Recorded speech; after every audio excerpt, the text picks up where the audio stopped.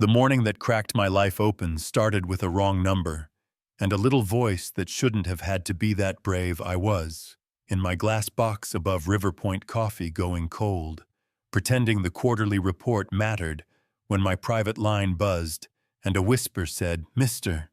My mom won't wake up 3 sentences in, and I'm out of the chair, keys in hand, asking her name, Ivy.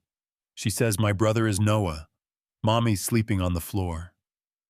It wasn't dramatic, it was small and shaking and real, and somehow that was worse, you know what I mean?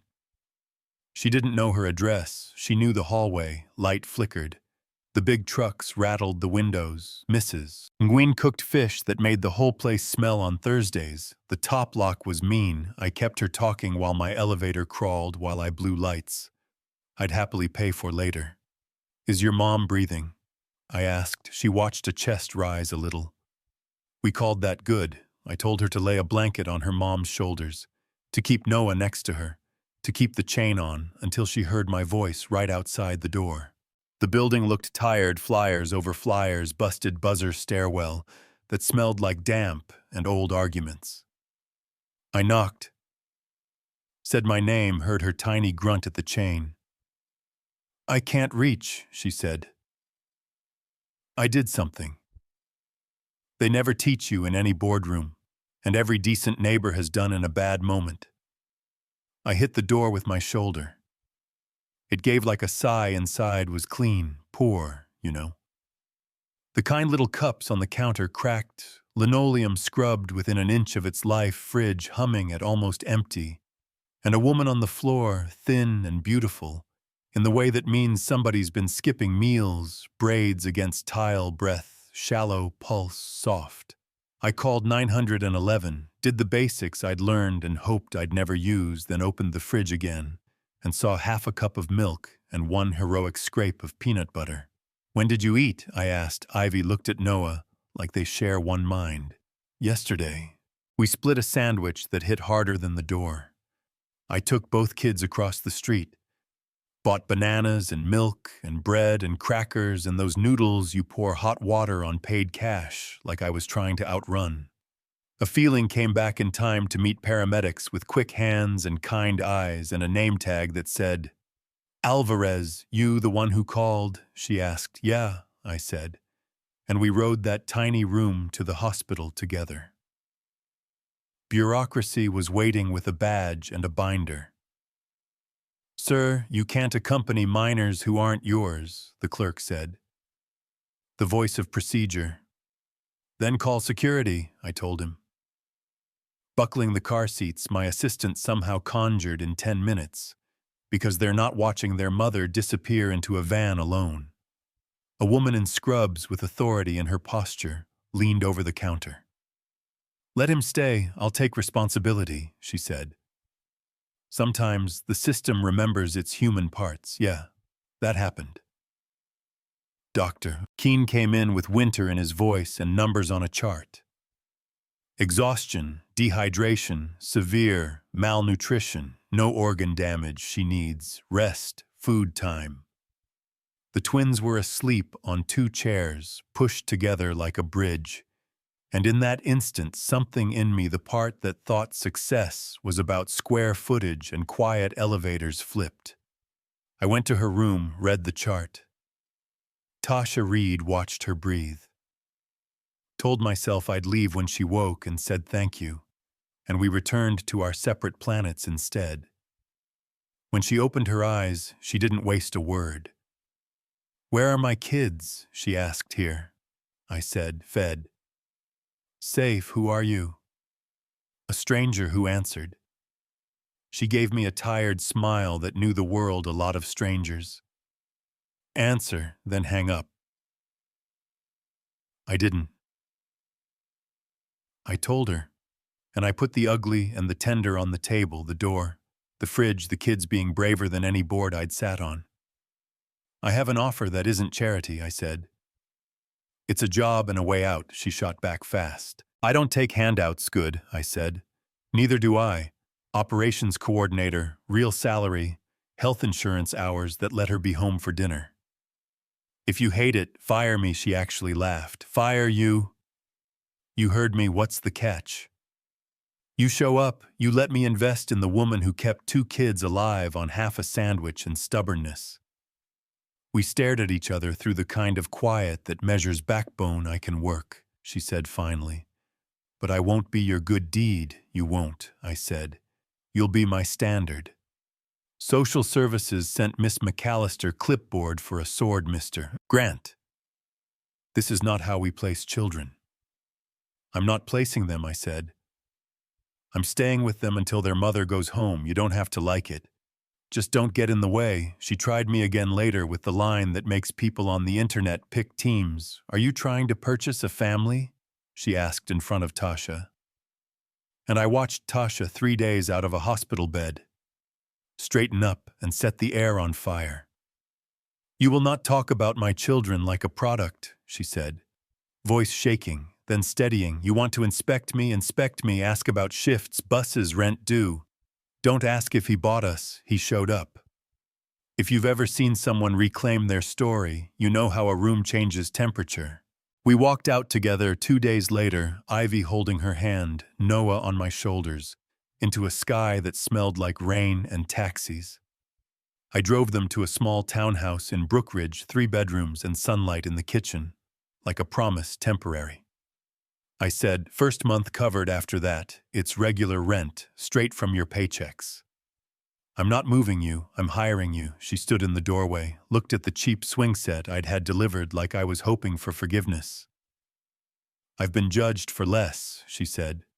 For the wrong shoes at an interview, for asking a landlord for 1 more week. It doesn't feel real that a person could look at me and see possibility. I don't care who judged you, I said. I care what you do next. Life got small and good for a while, early mornings with pancakes.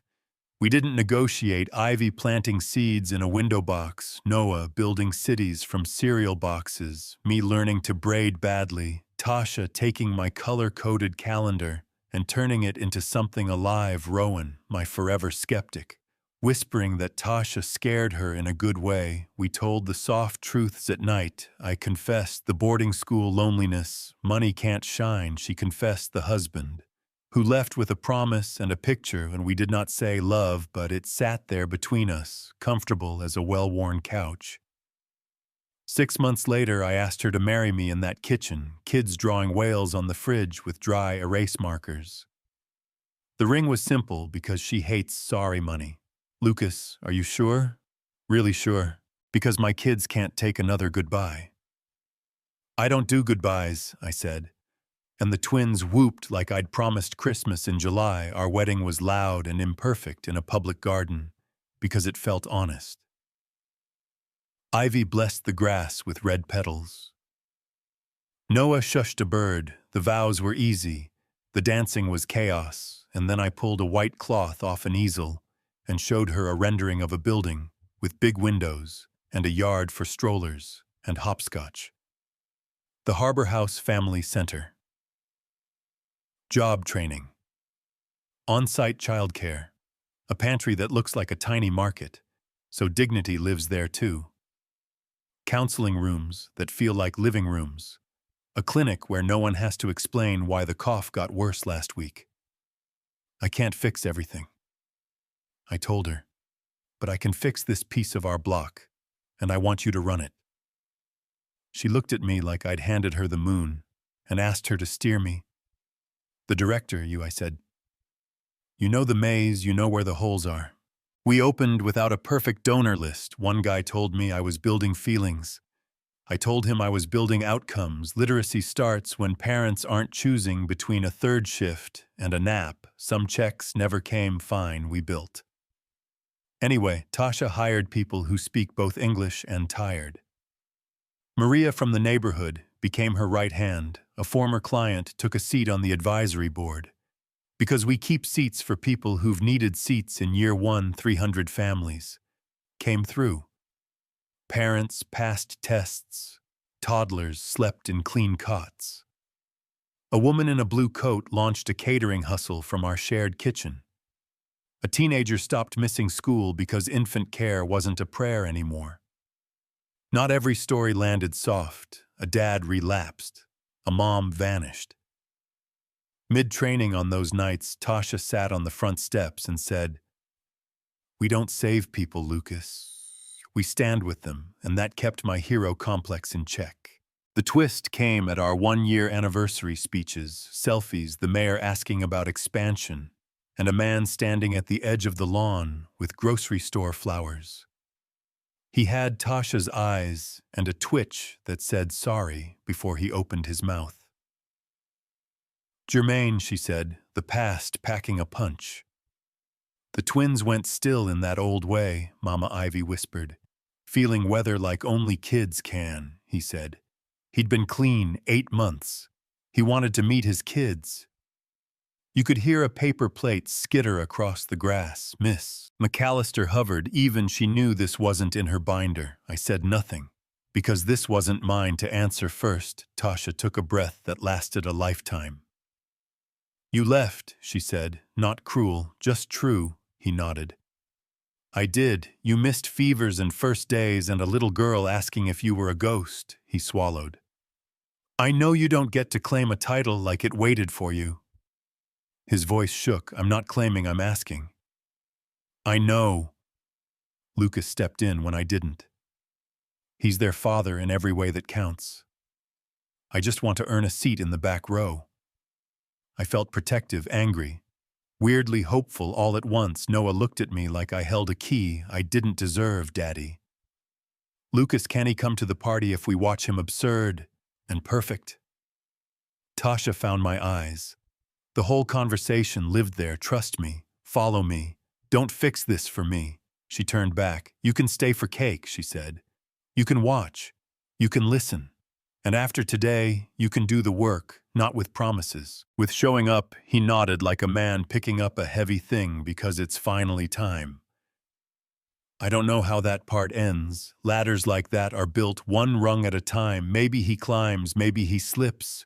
Maybe the back row becomes a row closer. I know this. We are still the family that answered a call and kept answering pancakes on Saturdays. Keys in the door at 5, messy, love that holds.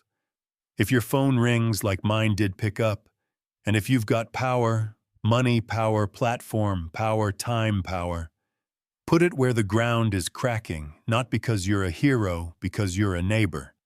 Now I want to hear you as I write to push past procedure that first day, or did I cross a line? Should someone with money be allowed to step in like that? Or does that break a system that's supposed to be fair? And what about Jermaine with his grocery store flowers? If a person walks back toward the family they left, how far should they have to walk before you meet them halfway? Drop your take in the comments. Tell me what you've seen out there. The good, the ugly, the true. And if this hit you in the chest, like, share, subscribe. So this story finds the next person who's about to answer when the world calls.